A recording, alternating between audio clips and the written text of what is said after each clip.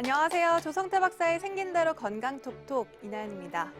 약은 아프고 나서 처방하는 게 보통입니다. 하지만 한의학에서는 몸이 아프기 전에 약한 부분을 보완해주는 걸 더 중요시 여기는데요. 몸을 보하고 나면 활력을 되찾기가 더 쉽기 때문입니다. 오늘은 보약의 개념과 보약에 관한 잘못된 오해들 짚어보는 시간 마련해봤습니다. 먼저 강의를 통해서 보약이란 무엇인지 알아보겠습니다.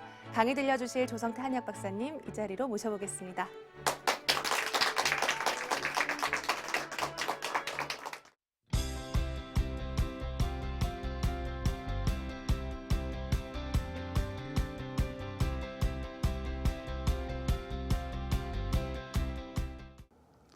네, 오늘은 이제 보약에 대한 얘기입니다. 보약을 드셔보시지 않은 사람은 아무도 없을 겁니다. 그런데 보약을 먹었을 때 상당한 효과가 있다 이렇게 얘기하는 사람도 있지만 보약을 들어도 마찬가지다, 별로 효과가 없다 이렇게 생각하는 사람들도 많습니다. 그것은 올바른 보약에 대한 그러한 자기가 올바른 보약을 드시지 못했기 때문에 효과를 보지 못한 겁니다. 우리가 흔히 얘기하는 보약 그러면 십전대보탕이다, 또는 보중이 기탕이다, 녹용이다, 인삼이다, 홍삼이다 이런 거를 생각을 합니다. 그런데 어떤 사람한테나 다 같은 약을 쓴다고 효과가 나는 것은 아닙니다. 십전대보탕은 얼굴이 둥근 사람 또는 팔다리가 긴 사람이 잘 맞습니다. 보중이기탕은 코가 길고 얼굴이 갸름하게 생긴 사람이 잘 맞습니다. 또 인삼은 하얗고 살이 부드러운 사람한테 아주 좋습니다. 이와 같이 사람마다 생긴 모습이 다르듯이 사람마다 그 사람에게 필요한 보약이 따로 있는 것입니다. 그러면 보약은 왜 먹는 것인가? 바로 몸에 부족한 부분을 보완해주는 한약이 보약입니다. 몸에 부족한 부분이 생기면 자연 치유력이라든지 면역력이 떨어지기 때문에 여러 가지 병들이 생길 수 있죠. 가볍게는 감기 몸살서부터 심하게는 암이라든지 이런 여러 가지 큰 병까지 생길 수가 있는 것입니다. 그래서 이 보약이라는 것은 몸에 부족한 부분을 보완해 주어서 인체가 병을 이겨나갈 수 있게, 병사에 적응해서 내가 병사를 이길 수 있게 하는 약이 바로 보약이 되겠습니다. 인체를 활성화시키고 흠을 보완하고 병을 예방하는 것입니다. 그래서 사실 보약은 꼭 필요합니다. 그런데 언제 써야 되느냐, 어느 계절에 써야 되느냐, 또 어떤 사람한테 써야 되느냐, 이것은 바로 한의사한테 맡기면 되는 것입니다. 보약이 필요한 대표적인 증상이 있습니다. 이 보약은 혈이 허한 사람과 기가 허한 사람으로 크게 사람을 둘로 나눌 수가 있습니다.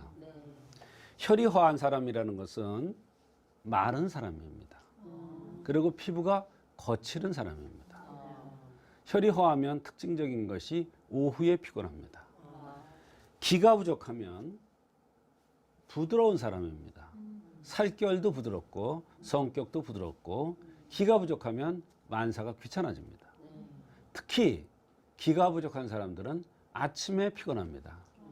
그래서 아침에 남성들이 발기가 잘 안 되는 것도 기가 부족돼서 그런 경우가 많습니다.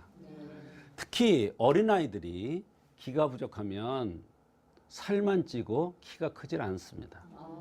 그럴 때 혈허를 보강해주고 기허를 보강해주는 약이 보혈지제 또는 보기지제가 되겠습니다. 그래서 혈이 허한 사람인가 기가 허한 사람인가를 진찰로서 맥으로서 판단해내서 한의사가 그 혈이 허한 경우에는 혈을 보강해주고 기가 허한 경우에는 기를 보강해줘야 됩니다. 혈이 허하면 나타나는 증상들이 가슴이 두근거린 것라든지 손발이 저림이라든지 기억력이 자꾸 떨어진다든지 잠이 안 온다든지 어지러움증이 나타난다든지 귀에서 소리가 나는 이러한 증상들이 나타날 수가 있습니다. 이 증상들이 다는 아닙니다. 대개 혈이 허해서 혈이 부족하면 또는 혈이 허해서 혈액순환 장애가 나타나면 이런 증상들이 나타날 수가 있다. 이런 얘기가 되겠습니다. 기가 허하면은 바로 기운이 부족해집니다.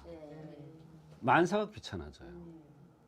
아침에 일어나는 것도 너무너무 힘들어요. 아침에 일어나도 하루 밤새도록 잠을 잤는데 6시간, 7시간 이렇게 잤는데도 잠을 푹 잤는데도 피곤이 안 풀려요. 또 잠을 푹 자고 일어났는데도 아침에 일어났는데 허리가 아파. 이거 양허요통, 기호요통이에요. 네. 그래서 아침에 기력이 저하되고 의욕이 저하되고 소화장애. 이 소화장애는 뭐냐면 위가 무력한 겁니다. 위가 처진 겁니다. 위하수죠. 그래서 그런 사람들은 특징적으로 코가 길고 얼굴이 길고 볼이 처진 사람. 이 볼이 통통하게 이렇게 올라붙어야 되는데 볼이 처진 사람들이 이렇게 기가 허한 사람인 경우가 많습니다. 아이들은 대개 보면은 정신없이 뛰어놀죠. 잠시도 가만히 안 있죠. 근데 기가 부족한 아이들은 보면 이러고 앉아 있어요. 그 할머니가 그래요. 우리 애 보라고 얼마나 점잖았냐고. 제가 보기에는 기가 허한 환자인데 할머니께서 그렇게 얘기를 하시더라고요. 할머니는 손자 손녀가 얼마나 이뻐 보이겠습니까? 행동, 방귀 뀌는 것도 이쁘게 들린대요. 그러니까 할머니 눈에는 의사의 눈과 다르죠. 그래서 기가 허하면은 땀을 많이 흘리고 움직이기 싫어하고 먹는 거에 비해서 살이 찌고 이런 것이 특징입니다. 한 번은 아기가 생식기가 너무 작다고 왔어요. 근데 보니까 배가 이렇게 나왔어요. 배가 들어가야 돼요. 기를 보강해 줘야 돼요. 그러면 그 모순이 해결이 됩니다. 그런 애들은 대개 보면 조금만 움직이고 뛰어도요 얼굴에서 땀이 많이 납니다. 이게 바로 이런 경우에 바로 보약이 필요한 겁니다. 또 음허와 양허로 나눌 수가 있습니다. 음허라는 것은 좀 마른 형입니다. 그리고 관골이 나온 사람이 음허하기 쉬운 사람입니다. 음이 허하면은 대개 너무나 많이 써먹기 때문에 너무나 부지런하기 때문에 음이 허해지기 쉽습니다. 여기가 음이 허화되는 것은 바로 자궁의 기능이 진액이 고갈됐다. 자궁의 진액이 고갈되면 전신의 진액이 고갈됩니다. 그렇게 되면 피부가 거칠고 방치, 엉치가 아프고 오줌 소타가 잘 나고 입안이 허는 증상이 잘 나타나고 오전보다 오후가 피곤합니다. 이상한 만큼 1시 오후 1시, 2시, 3시 되면 꼭 졸립대요. 근데 그때 잠깐 자고 나면 괜찮대요. 이런 것은 다 이 광골이 좀 나온 여성들한테 많이 나타나는데요. 관절염도 바로 진액이 부족돼서 나타나는 관절염입니다. 진액이 부족되면 당연히 피부가 건조합니다. 또 진액이 부족되니까 얼굴에 열이 올라갈 수밖에 없어요. 열이 올라갈 경우에 우리가 화를 꺼주는 게 아니라 진액을 보충해주면 열이 가라앉습니다. 갱년기 장애도 마찬가지 이렇게 음이 허해서 오는 경우가 많습니다. 또 양이 허한 것은 양기가 부족하다. 그러면 바로 양기라는 것은 기를 운행하는 힘입니다. 그러면 눈, 코, 입, 귀가 다 이상이 와요. 눈도 침침하고 코도 찍찍거리고 코가 막히고 입도 마르고 또 말도 어둔해지고 이런 증상들이 나타날 뿐만 아니라 손발이 차고 손발이 차다는 건 배가 찬 거예요. 그러니까 설사 아니면 변비가 될 수도 있어요. 잘 안 나와요. 대변이 잘 안 나와요. 어떤 때는 막 변만 보러 가면 급할 때도 있지만 그다음에 성욕이 저하돼서 남자로서 제 역할을 못하는 경우도 많이 있습니다.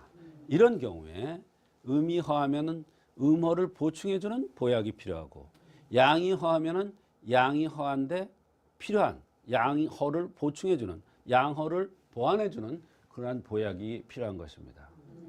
이럴 경우에 이것을 그냥 방치해두면 결국 병이 점점 깊어져서 돌이킬 수 없는 큰 병이 될 수도 있는 것입니다.